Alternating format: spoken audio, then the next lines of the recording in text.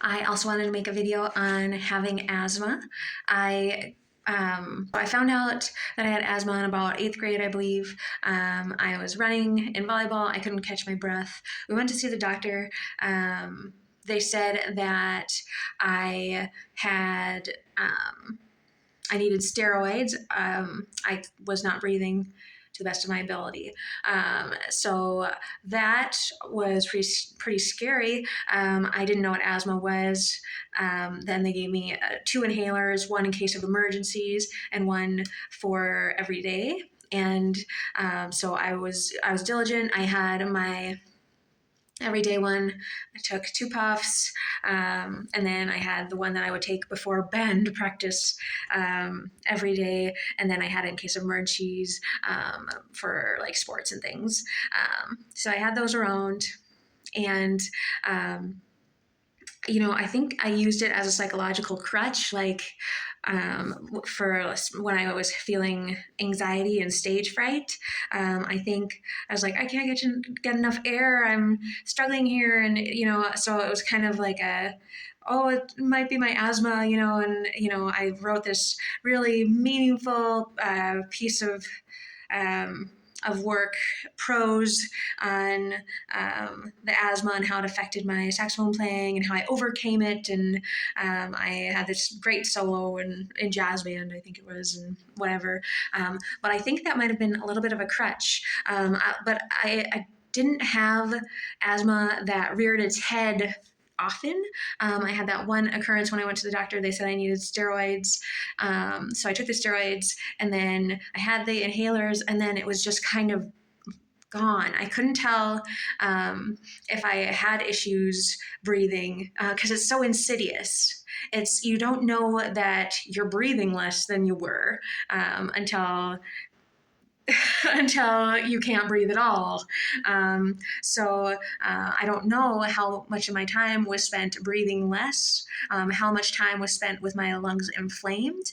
I know that there were times when I felt like I was having a hard time breathing. And so in those circumstances, I had a peak flow meter that my doctor gave me to measure how much airflow I had going. I'll see if I can kind of show you how it works. It opens up, and then let's see. Hold on, I'm trying to do it one-handed. So you open it up, and then you breathe. You want to stand up for this, but you breathe in as much as you can, and then you blow out. And they said if you cough on the breath in, you might have some inflammation in your lungs. So I would breathe in and breathe out into it, and it has this little marker. I have these two markers here that kind of says approximately how much air I have flowing through. This is where my range generally was for when I was normal. So I would do it, and I would see, it would be kind of a psychological, oh, thank goodness, I can breathe. I'm obviously breathing. I'm right around my usual range. So sometimes I would get that if I was feeling anxious, if I became hyper conscious of my breathing late at night and I was about to go to bed, it would kind of give me the weird. And I did actually Google strategies for clearing your lungs, like laying on your belly and kind of thwacking your back to kind of loosen up any phlegm that might be able to be coughed out or blown out of your nose.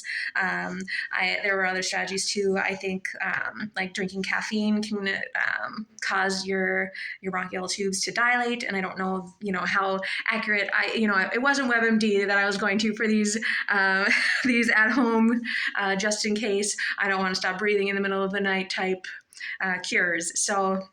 And that's when my inhalers kind of ran out, and it's because it was so insidious. I was like, I just never found the time or put in the effort to go back to the doctor for inhalers.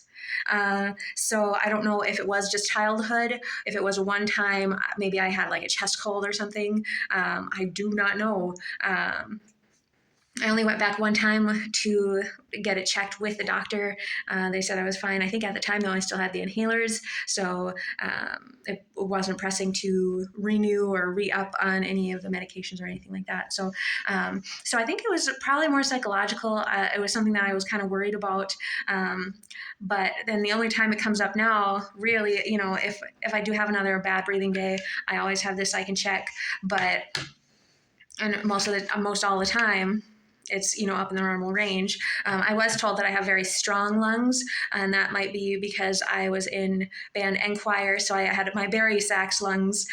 So I didn't, and that was reassuring, and so I can take that to heart too. I guess I could blow hard. um, but yeah, so I think it was more of a psychological game than anything else. Now, like I said, it only comes up if I am having, if I may be stressed or tense and, having a tougher breathing day. Otherwise, I'm largely unconscious to most inflammation, if I'm breathing less or not. And that suits me just fine. I do breathe heavy when I exercise, but it hasn't gotten out of the control where I would have an asthma attack. So and maybe I'm just not athleting hard enough. But I don't know if you know me, but that's generally okay with me if I'm not like killing it. I haven't played group sports in a very long time, and I'm okay being the slowest runner on the on the track. So I do exercise. I like running. It kind of comes and goes. I like yoga too. But yeah, so I do know that I huff and puff, and that could be just because it's physical exertion. Asthma only really does come on the radar.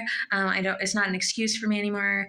I generally, if I'm panting on the treadmill, it's because I've got a fat lard butt and I got work I gotta do.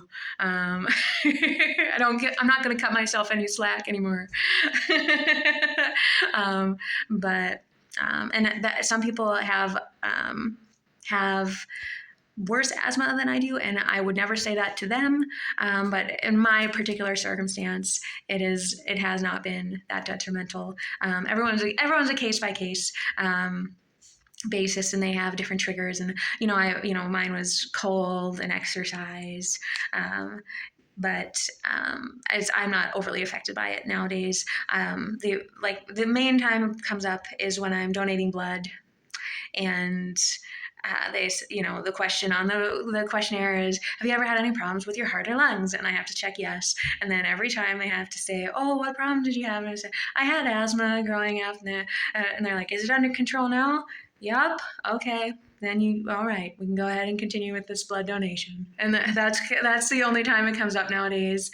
That is my asthma story, and it is probably a little bit boring, and I thank God every day for that, because I know that I am blessed and very thankful for my good health. So I'm surprised it took as many minutes as it did to tell you about it, but I'm long-winded. So but that's probably in poor taste too. But yeah, so that's my asthma story. If you do have questions, concerned, you can leave a comment.